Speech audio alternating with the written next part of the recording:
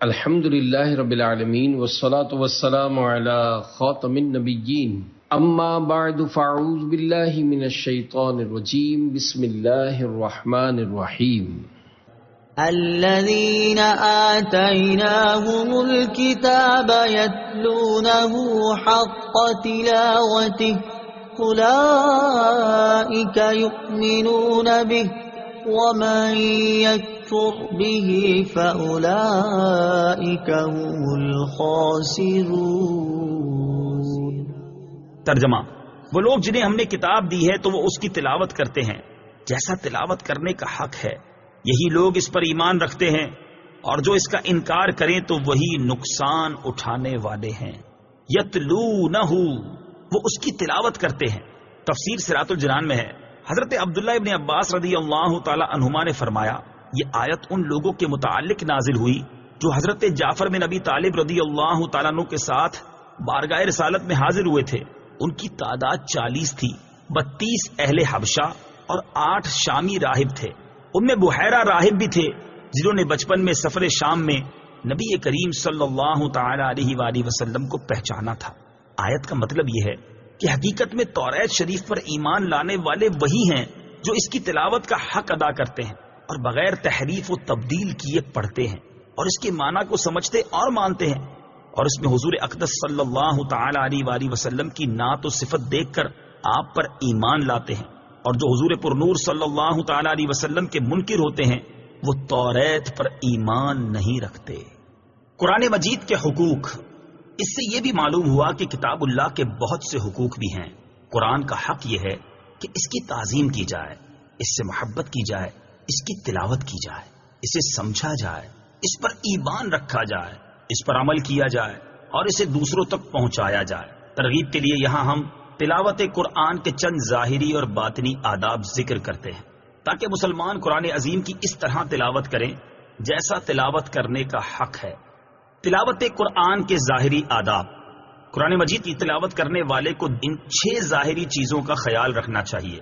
Number 1، باوضو ہو کر، قبلہ رو ہو کر، مؤدب ہو کر اور عجز و انکساری کے ساتھ بیٹھے۔ نمبر 2، آہستہ پڑھے اور اس کے معانی میں غور و فکر کرے، تلاوت قرآن کرنے میں جلد بازی سے کام نہ لے۔ نمبر 3، دوران تلاوت رونا بھی چاہیے، اور اگر رونا نہ آئے تو رونے جیسی شکل بنا لے۔ نمبر 4، ہر آیت کی تلاوت کا حق بجا لائے۔ نمبر 5، اگر قرات سے ریاکاری کا اندیشہ ہو یا کسی کی نماز میں خلل پڑتا ہو تو آہستہ آہستہ تلاوت کرے۔ نمبر 6، جہاں تک ممکن ہو قرآن پاک کو خوش الہانی کے ساتھ پڑھے۔ تلاوت قرآن کے باطنی آداب۔ قرآن کریم کی تلاوت کرنے والے کو ان 6 باطنی چیزوں کا بھی خیال رکھنا چاہیے۔ نمبر 1، قرآن مجید کی عظمت دل میں بٹھائے۔ نمبر 2، قرآن مجید پڑھنے سے پہلے اللہ تعالیٰ کی عظمت دل میں بٹھائے اور خیال کرے کہ یہ کس عظیم ذات کا کلام ہے اور میں کس بھاری کام کے لیے بیٹھا ہوں۔ نمبر 3، قرآن کریم کی تلاوت کرتے وقت دل کو حاضر رکھے، ادھر ادھر خیال نہ کرے، برے خیالات سے دل کو آلودہ نہ کرے، اور جو بے خیالی میں پڑھ چکا اسے از سر نو توجہ سے پڑھے۔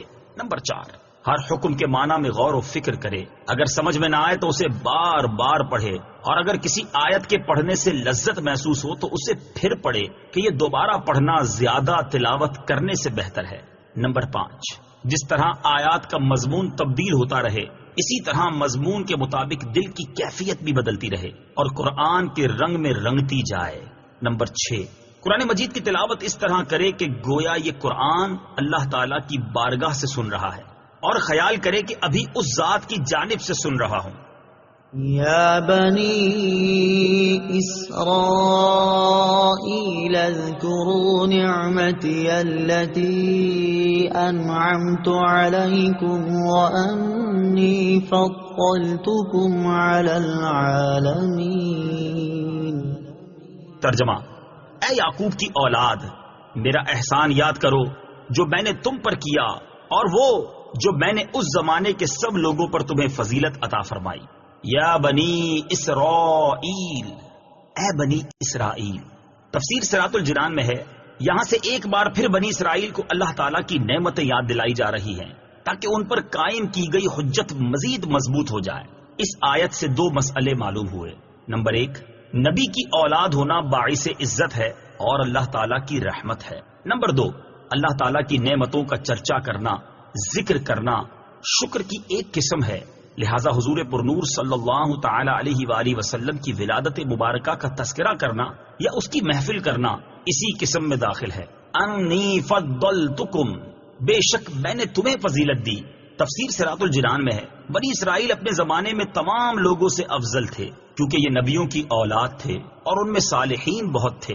اب حضور اکرم صلی اللہ تعالی علیہ وآلہ وسلم کا انکار کر کے اور سرکشی کر کے ذلیل ہو گئے۔ اس سے معلوم ہوا کہ عزت حضور اقدس صلی اللہ تعالی علیہ وآلہ وسلم کے قدم سے وابستہ ہے۔ جو ان کا ہو گیا عزت پا گیا اور جو ان سے پھر گیا ذلیل ہو گیا۔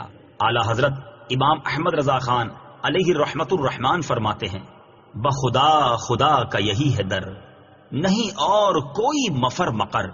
بخدا خدا کا یہی ہے در، نہیں اور کوئی مفر مقر۔ جو وہاں سے ہو یہیں آ کے ہو، جو یہاں نہیں تو وہاں نہیں۔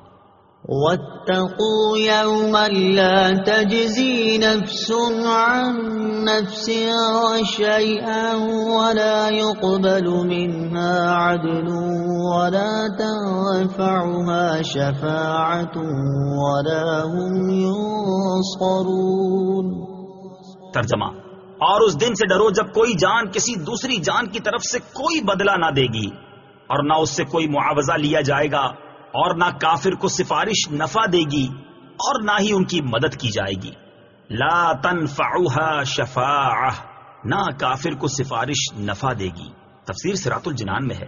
یہاں بنیادی طور پر ان یہودیوں کا رد ہے جو کہتے تھے ہمارے باپ دادا بڑے بزرگ تھے، وہ ہمیں شفاعت کر کے چھڑا لیں گے۔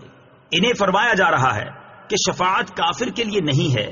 گویا یہاں کافر کا بیان ہے کہ کافر کی طرف سے کوئی بدلہ نہ بنے گا اور نہ اس سے کوئی معاوضہ لے کر اسے چھوڑا جائے اور نہ کوئی اس کی شفاعت کرے گا، اور بالفرض اگر کوئی کرے تو کافر کے حق میں شفاعت قبول نہیں کی جائے گی اور نہ کافروں کی مدد کی جائے گی۔ کافروں کے مقابلے میں مسلمانوں کی شفاعت بھی ہوگی جیسے قرآن میں 20 جگہ ہے، اور مسلمانوں کی مدد بھی ہوگی جیسے بخاری اور مسلم کی حدیثوں میں ہے کہ نبی کریم صلی اللہ تعالی علیہ وآلہ وسلم قیامت میں جگہ جگہ اپنے امتیوں کی مدد فرمائیں گے۔ وَإِذِ ابْتَلَىٰ إِبْرَاهِيمَ رَبُّهُ بِكَلِمَاتٍ فَأَتَمَّهُنَّ قَالَ إِنِّي جَاعِلُكَ لِلنَّاسِ إِمَامًا قَالَ وَمِن ذُرِّيَّتِي قَالَ لَا يَنَالُ عَهْدِي الظَّالِمِينَ۔ ترجمہ، اور یاد کرو جب ابراہیم کو اس کے رب نے چند باتوں کے ذریعے آزمایا تو اس نے انہیں پورا کر دیا۔ اللہ نے فرمایا میں تمہیں لوگوں کا پیشوا بنانے والا ہوں۔ ابراہیم نے عرض کی اور میری اولاد میں سے بھی؟ فرمایا میرا عہد ظالموں کو نہیں پہنچتا۔ وَإِذِ ابْتَلَىٰ، اور جب آزمایا۔ تفسیر صراط الجنان میں ہے۔ یہود و نصارہ اور مشرکین عرب سب حضرت ابراہیم علیہ الصلوۃ والسلام کے فضل و شرف کے معترف اور آپ کی نسل میں ہونے پر فخر کرتے ہیں۔ اس آیت میں اللہ تعالیٰ نے آپ علیہ الصلوۃ والسلام کے وہ حالات بیان فرمائے ہیں جن سے سب پر اسلام کا قبول کرنا لازم ہو جاتا ہے، کیونکہ جو چیزیں اللہ تعالیٰ نے آپ علیہ الصلوۃ والسلام پر واجب کی وہ اسلام کی خصوصیات میں سے ہیں۔ ابتلا آزمائش کو کہتے ہیں۔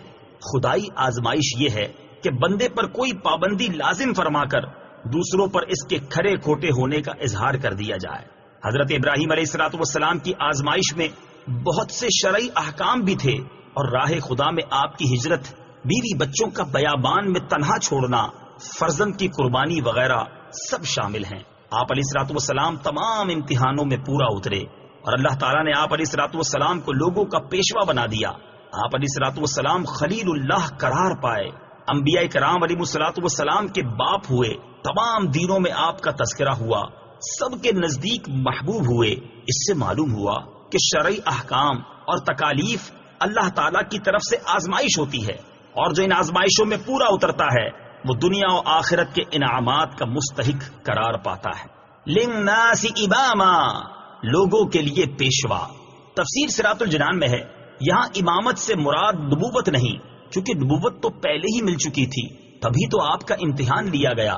بلکہ اس امامت سے مراد دینی پیشوائی ہے، جیسا کہ جلالین میں اس کی تفسیر قدوۃً فی الدین یعنی دین میں پیشوائی سے کی گئی ہے، وَمِن ذُرِّيَّتِي اور میری اولاد میں سے۔ تفسیر صراط الجنان میں ہے جب اللہ تعالیٰ نے حضرت ابراہیم علیہ الصلوۃ والسلام کو امامت کا مقام عطا فرمایا تو آپ علیہ الصلوۃ والسلام نے اللہ تعالیٰ سے اپنی اولاد کے لیے بھی عرض کیا۔ اس پر فرمایا گیا کہ آپ کی اولاد میں جو ظالم ہوں گے وہ امامت کا منصب نہ پائیں گے، کافر ہوئے تو دینی پیشوائی نہ ملے گی، اور فاسق ہوئے تو نبوت نہ ملے گی، اور قابل ہوئے تو اللہ تعالیٰ اپنے کرم سے جسے جو چاہے گا عطا فرمائے گا۔ اس سے معلوم ہوا کہ کافر مسلمانوں کا پیشوا نہیں ہو سکتا اور مسلمانوں کو اس کی اتباع جائز نہیں۔ یہ بھی معلوم ہوا کہ اپنی اولاد کے لیے دعائے خیر کرنا سنت انبیاء ہے۔ یہ بھی معلوم ہوا کہ اللہ تعالیٰ کوئی نعمت عطا فرمائے تو اولاد کے لیے بھی اس کی خواہش کرنی چاہیے۔ صدق اللہ العظیم۔